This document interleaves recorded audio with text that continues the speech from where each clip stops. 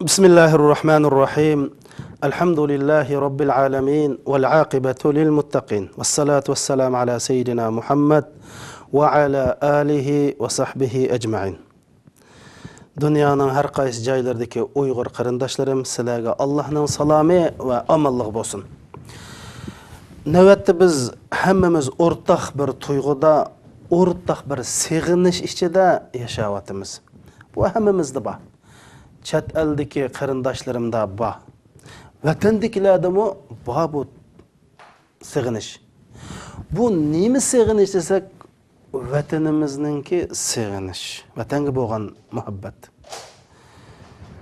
Turuplam jimjit bo'lib qolamiz. Hatto kechalari tuyuqsiz cho'chib uyg'onib ketamiz. Bir necha kun oldida opam atigini shuklab qopti. Nima bo'pti opam deb so'rasam, shu kechadan soat 2 da vatan tushib kirib qolib, uyg'onib ketguncha uxlayolmay kechini bedor o'tkazibdi deb ertasi bir necha kun shuklab qoldi. Hammamizdagi o'rtaq bir ahvol. Hamda bizda bir ona vatan deydigan gap bor. Ya'ni vatan bilan onani o'xshash o'rin qo'yamiz. Hatto ba'zida vatan uchun onalarni, jonlarimizni fido qilamiz. Ko'ngillarda vatanni suyish imonning jumlasidan deydigan bir gaplar bor. Buni hadis deydi, ammo hadis emas, ammo mazmun to'g'ri. Men bir diniy talib bo'lib sifatim bilan mushu vatan suyishni Qur'on hadisining ro'yi bo'yicha bugun sizlarga taqdim qilmoqchi. Bu vatan suyishninki dinimizdagi o'rni nada? Hamda Alloh subhanahu va taolo bu vatan suyishni hammamizga septgan hamda. Masalan, bir tunugimi, bugunmi bizningki faxrlik olimimiz Amerikadagi Erkin Sidiq akaninki bir necha misra she'rini o'qib qoldim. U akamiz mi debdi? Oqshom shu vatanni seg'inib faqat uxlayolmay bir she'r yozdim deb. Shu she'rning ichida yurt vatan muhabbati ekan bir okean nima degan esil tasvirlash yani. Tankilanmas qadriga boshqa hech bir makon. Yani Amerikada yashayapman, Londonda yashayapman, İstanbul'daki dünya merkezde yaşavat, vatanning tuproqqa, vatanga hech bir narsani tang kelmaydi ekan demekçimdi.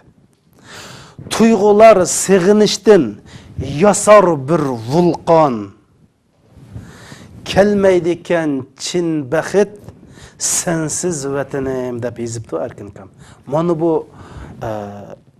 yozalaydiganlar mana shundoq yozsa, yozolmaydiganlarimiz qattiq dard, alam bilan vatanni seg'inyapmiz. Hamda shu vatanga bo'lgan muhabbat, vatan sevgisi haqida Alloh subhanahu va taolo nati bir chiroyli bir misol keltirgan. Alloh subhanahu va taolo shunday deydi: "Walau anna katabna alayhim an iqtulu anfusakum aw ikhruju min diyarikum ma fa'aluhu illa qalil." Biz ularga deydi. Buyruq qilgan bo'lsak, ya o'zingni o'tiringlar, yoki jutun tashlab chiqtinglar deb boshqa buyruqni qilgan bo'lsak, bu buyruqni nayt az odamlar ijro qila oladi deydi. Bu yer nima demoqchi desa, jonni bir odam o'zining jinni qanchalik yaxshi ko'rsa, vatanni shundoq suydiganligi bayon qilingan qarindoshlar. Ya'ni demak vatanni suyish bilan bir inson o'zini suyish bir darajada qo'yilgan. Hatto ham bir yerda qarindoshlarimiz. Masalan, biz mu'min musulmonlarga nisbatan eng qimmatli boyliqning nimasi? Iymon deymiz. Xo'shallik bilan faxrlanib turib deymiz. Xuddi davlatlar va odamlar o'zining davlatlardan qanday faxrlangan bo'lsa, biz ham xuddi iymon İslam deb shunda faxrlanamiz. Davlatimiz o'z qancha faxrlanib turganda. Alloh subhanahu va taolo Uyg'ur musulmonlarini oxiratda bir imonsiz, bu dunyoda vatansiz qo'ymasin. Amin. Ya Allah, amin. Allah subhanahu wa ta'ala shundaq deydi. La yanhaakumullahu 'anil ladzina lam yuqatilukum fid-din wa lam yukhrijukum min diyarikum an tabarruhum wa tuqsitu ilayhim. Innalloha yuhibbul muqsitin. Sizlarning diningizga urush açmagan ve sizlarni jutunlardan qo'g'lab chiqarmagan insonlar bilan, mayli u Yahudi bo'lsin, Xristian bo'lsin, butparast bo'lsin, sening dining hujum qilmasa, aqidangga dining hujum qilmasa ve sening vataningni tortib olaman deb sen bilan urushmasa, u odamlar bilan barobarlik asosida, adolat bayroq ostida tang shular bilan adil bo'lib yashasanglar bo'ldi deydi. Yani demek bizningki şu musulmonlarga nisbatan qarindoshlar, insonlar ikki turga bo'lindi. Ya diniy qarindishimiz, ya insoniyat qarindishimiz. Ammo bizni dinimizni dafsanda qilaman, vatanimizni tortib olaman deganlar bilan ular bizning barabar yashaydigan insonlar emas. Endi mishada mush oyatda nim demoqchi desa, din bilan vatanning qimmatini o'xshash qo'ydi. Biz dedik, eng qimmatli narsa din dedik. Islomning asosi 5 maqsadi bor. Birinchi maqsad dinni saqlab qolish dedik. Dinni saqlab qolishning bilan tang mishada Alloh vatanni qimmatini shu darajada ko'tardi qarindoshlar. Lam yuqatilukum fid-din va lam yukhrijukum min diyarikum. Jutunlardan qo'lab chiqarmagan, vatanlardan qo'lab chiqarmagan, mayli ular kafir bo'lsin, Yahudi bo'lsin, Nasra bo'lsin, ondan barabar asosida tang yashasanglar bo'ldi. Hatto odillik qiling ular, bo'zgatmanglar ularni. Odil bo'linglar deb bizlar osh insonlardan odil yashashga buyuryapti Alloh subhanahu va taolo. Hamda demak bizning bu dunyodagi eng qimmatlik, eng faxrlanadigan bibaha javhirimiz bo'lsa, birinchisi din, shu qatorida vatan ekan qarindoshlar. Vatanni Alloh shundoq bir deb, hatto bir yerda in makkannahum fil ard aqamus salat va atuz zakat deydi. Biz mu'minlarga ziminda qudrat tap qo'ysak degani, ya'ni u qudrat ziminni qudrat tap degani nima degan bo'ldi? Qudratli bir davlat bo'lsa degan gap. Ondan keyin ular namozni o'qiydi, zakatni berdi. Demak, sening bir mustaqil, erkin yashaydigan davlating bo'lmasa, sening ne imoning iymon bo'ladi, sening ne ibodating ibodat bo'ladi, ne nomusing qoladi, ne dining qoladi. Hammasi debsan bo'ldi vataning bo'lmasa degan bo'ldi. Demak, vatan bir inson uchun, bizdek bir musulmon uchun mana mushunda qimmatli. Bu Qur'onningki vatan to'g'riliq degan ba'zi oyatlar bo'lsa, hamda biz bundan shuni ko'rib olamiz qarindoshlar. Vatansiz bir inson tuyg'uni yo'qotgan bir murtga o'xshaydi ekan. Vatansiz inson ruhi o'lgan bir jasadga o'xshaydi ekan. Biz bunu tushundik. Bildik biz bunu. Bunu his qildik biz. Hammamiz Uyg'ur degan ism bor bir inson buni hozir his qilib to'nib yetdi hamda. Xo'sh. Hamda bu vatan sevgisini Alloh subhanahu va taolo faqat bizdil qilmagan qarindoshlar.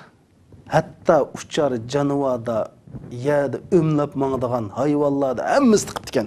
Masalan, qushlar o'zining ustidan necha yuz kilometr ketib kashda o'zining o'zi qaytib kelayotgan. Chumuylilar uzuqliq izlab tog'davollarni ishib ketib kashda o'zining o'zini qaytib kelayotgan.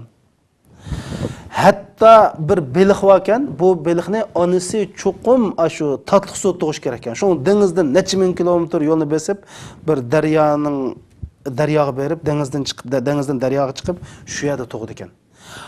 Balisi eqib dengizga ketib cho'ng'ilib, yine o'zi tug'digan vaqtida onasi tuqqaga kelib tug'di ekan qarindoshlar. Hatto ba'zi hayvonlarni jutidan ham bir jutga yo'tkab qo'ysa, uylab qoladi ekan. Vatan degan shundoq bir ish ekan. Xo'sh. Endi mush Rasulullohning hayotidan biz bir vatan sevgisini izlab boqaylik. Miladi 610-yil 8-oyning 10-kunisi Rasulullohning qashig'i Jibril kelib o'qu degan oyatni nozil qildi. Rasulullah bu bo'p bakmagan, kütüp bakmagan bu ahvaldan qo'qab ketib, uyga berib, meni uyga kelib qo'yinglar deb yetib elib, azroq bir esi kelgandan keyin bu ahvolni nima ahvol o'qib beqish uchun Xadija onamiz tog'isi Varaqa ibn Nawfalning qishiga apadi. Varaqa ibn Nawfal ahvolni o'qib, ah xudo, men yosh bo'lgan bo'lsam, shu zamongacha yashab qolgan bo'lsam, sana bek yordam qilakanman.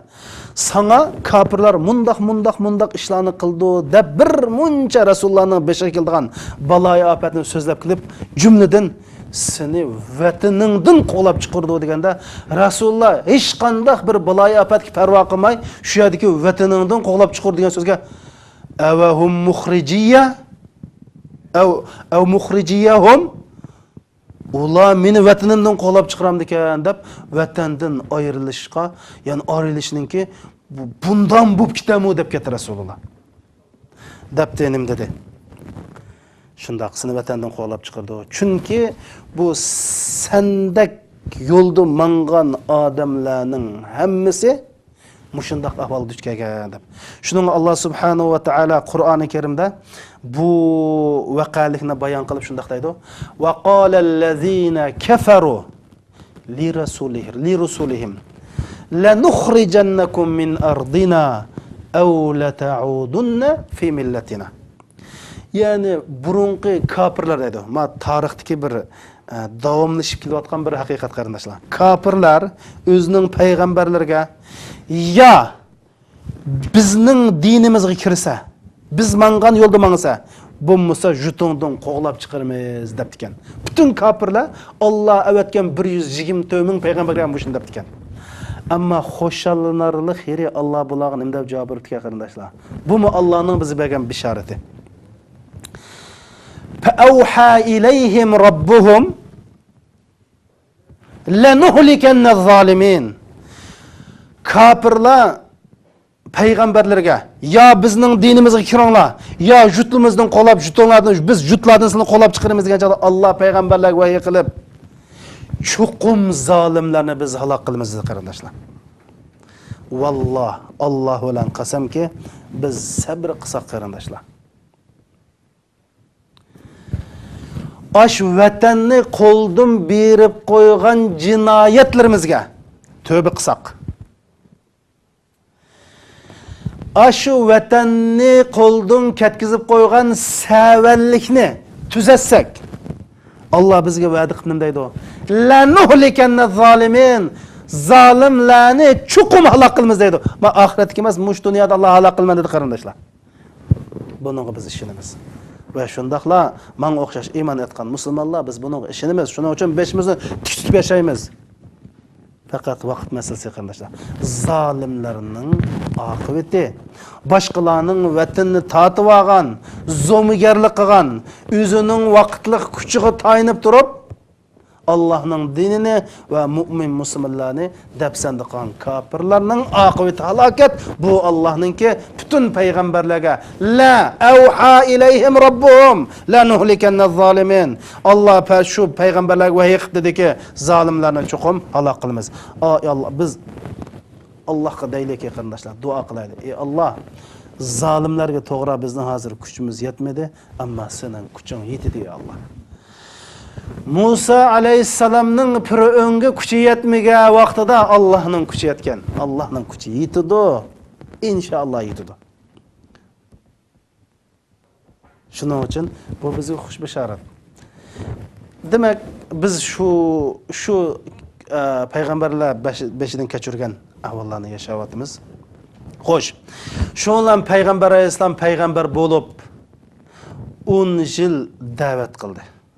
13 yıl Mekke davet kıldı. Şu an kafirler bunu jutudan qo'lab chiqarmoqchi oldu. Rasulullah Mekke'den ayrılmay. Şunda kayni qarab.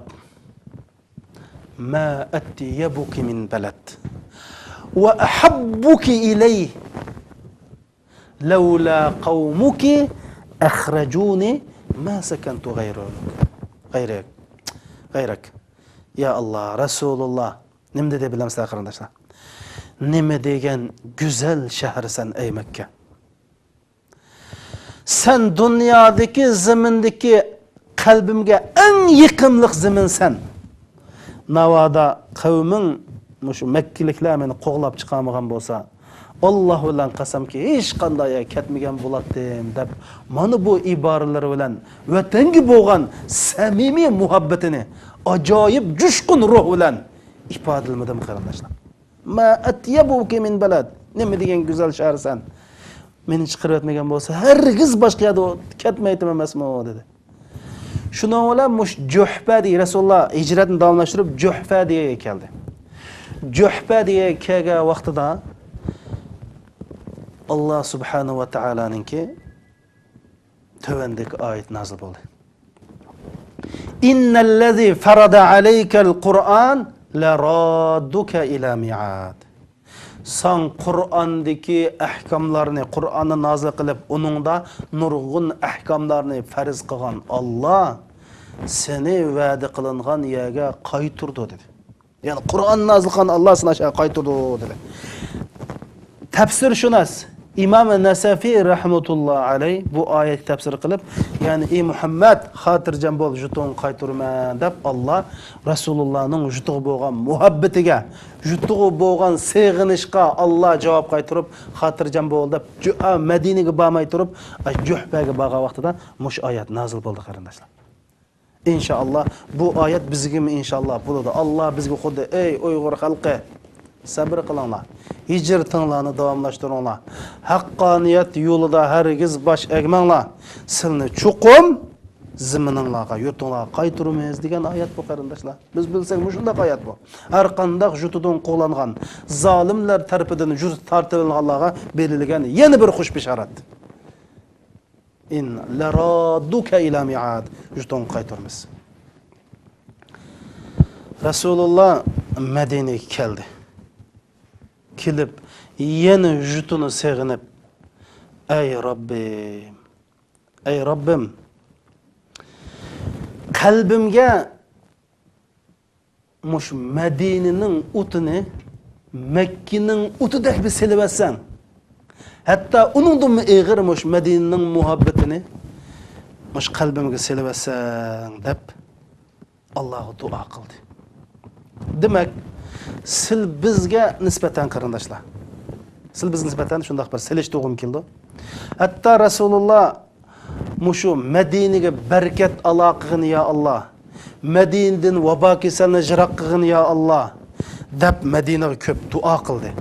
Madinadagi sahobalarni so'ydi. Shuning uchun bizga nisbatan Makka Rasulullohga nisbatan qanchalik qadrli bo'lsa, bizga nisbatan to'g'ri Makka bir ulug' zaman, vatanimiz Sharq Turkiston ashunda ulug'. Rasulullohga Makkaning ma'nisi nim bo'lsa, Sharq Turkistonning ma'nisi bizga shu. Bizning Rasulullohning Madinasi bo'ldi. Turkiya bizning Madinamiz bo'ldi hozir qardoshlar. Rasululloh Madina uchun qanday duo qilgan bo'lsa, qanday yaxshi tilaklarni tilagan bo'lsa, mana bu Turkiyaga yaxshiliklarni tilashimiz kerak. Hatta Rasul Akram sallallohu alayhi va sallam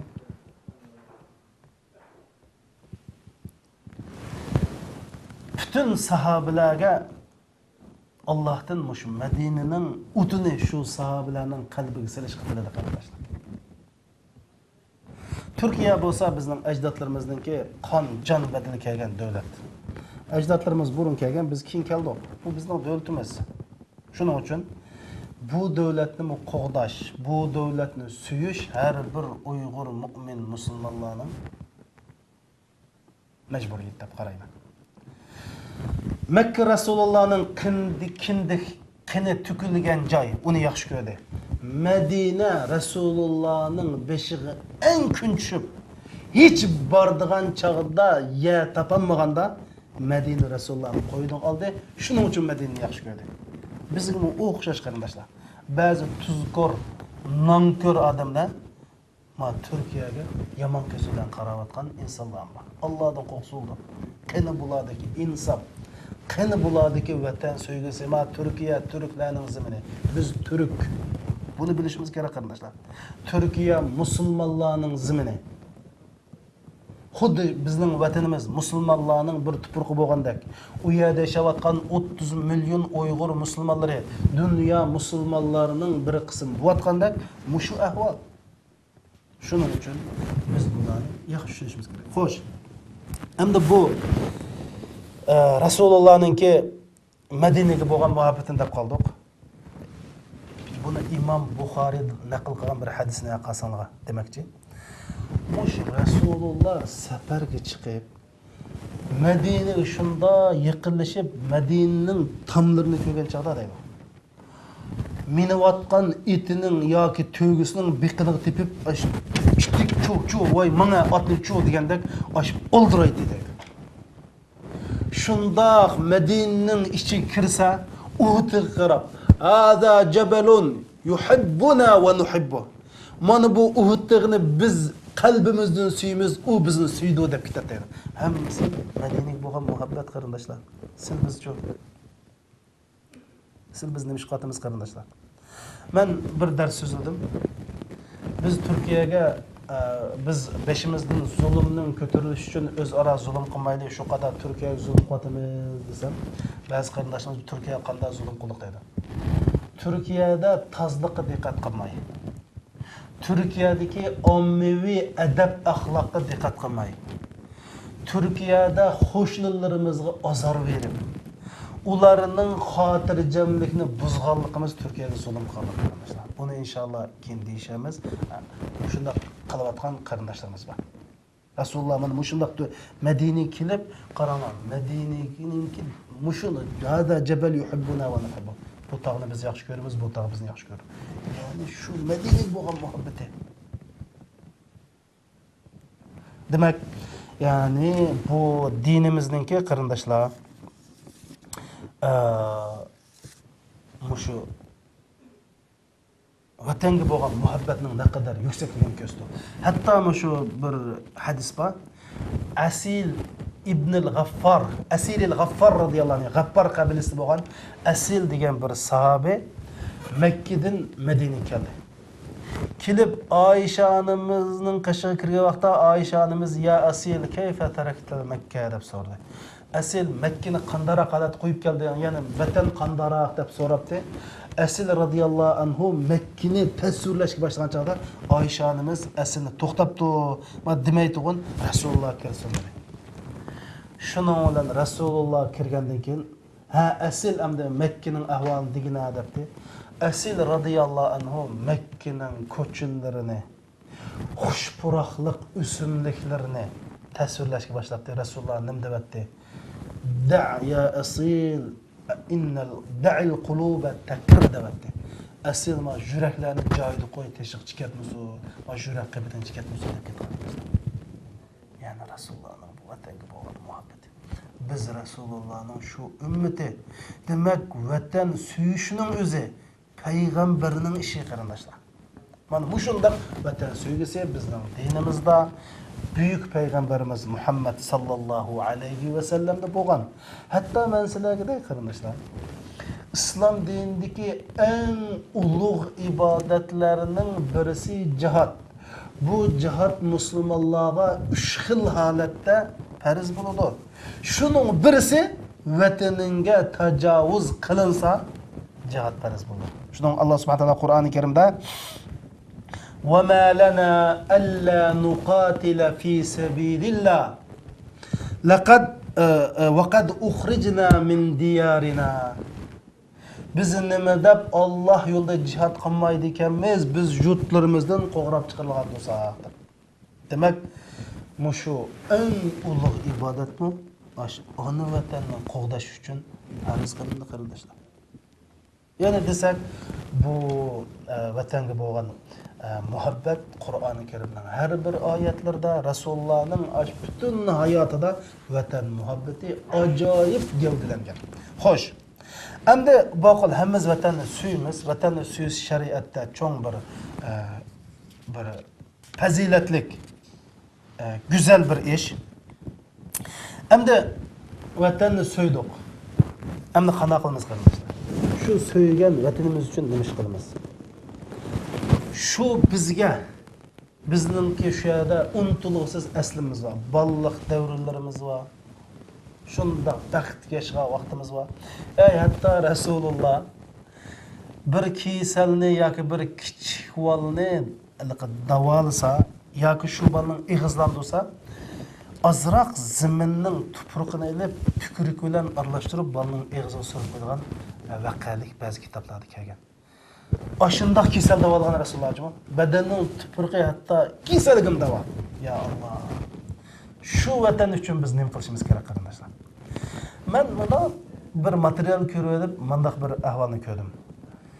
Mushu Angliyada vatan uchun xolis fidoi xizmat qildiganlar tizimlansa Angliyada 22 million odam tizimlangan. Bununla hayran kalıp yine materyal görsem hazır Amerika'da vatan üçün halis emgek kılışını halaydıgan. Vatan üçün pidai emgek kılışını halaydıgan. Mesela meyli koç tazlaş olsun, aciz miskinlerine yardım kılış olsun. Pidai tizimini alsa Amerika'da 94 milyon insanlar tizimini. Siz biz ne iş katınız kardeşler? Vatanda zulm bo'lyapti. Bu zulm qarta aqallisi bir namoyish qilaysa 300-400 odam chiqdi. Nima ish qilsa vatanda o'yapti, vatanda bo'yapti. Nima bo'ldi vatan hozir? Vatan nima bo'ldi hozir?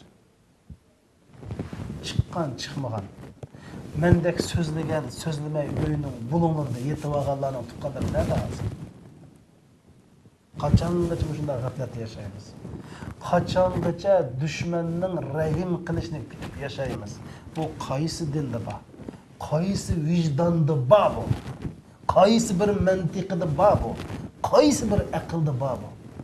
Shuning uchun men mana shu butun qarindoshlarimizni mush Uyg'urning haqqoniy harakatlariga faol qatnashib o'zimizning Qur'onni hadisda bor huquqimizni, xalqaro qonunda bor huquqimizni, hatto bizga zulm silayotgan hokimiyatning qonunda bor huquqimizni talab qilish uchun faol, aktiv qatnashishimiz kerak. Bu vatan sevgisi bo'lgan samimiy qarindoshlar, Alloh subhanahu va taolo Qur'oni Karimda hal jazaul ihson illa al ihson deydi.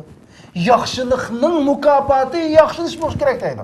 Vatan bizga hammani berdi. Bunun cevabı ne bo'lsin qarindoshlar? Shu vatan uchun qo'limizdan kelishcha puli bola pulini, aqli bola aqlini, qalamida yozalaydigan yezib, o'qiydiganlar yaxshi o'qib, qo'limizdan nima kelsa, ma'u shu men so'ygan ona vatanning qaytib kelish uchun, qudrat tepish uchun deb bir amniy oz bo'lsa-mu davomlashadigan bir ishni qilish mana bu bizning diniy, insoniy, milliy burchimiz qarindoshlar. Bir faoliyat uyushtirsa 200-300 odam kelayotgan Istanbulda 30-40 ming Uyg'ur bor. Qani bular? Qani sendeki iymon, vijdon, qani vatan sevgisi? Qanday bir insonsan? Vatanning vatan xotirjam chog'da yashading. Rahat ko'rding, vatanning fayzini surding. Vatanning beshi tushgan vaqtida yana xijil olmay, a bulungda, ma bulungda dach edib, ya vataning bilan karim yo'q, ya millatingdan karim yo'q, yashaydigan qanday bir insonsan. Seni musulmon deyish emas, Uyg'ur millati deyishga odamning tili ko'ydi. Insof qil, Allohdan qo'rq qarindoshlar. Va sallallohu ala sayyidina Muhammad va ala alihi va sahbihi va sallam.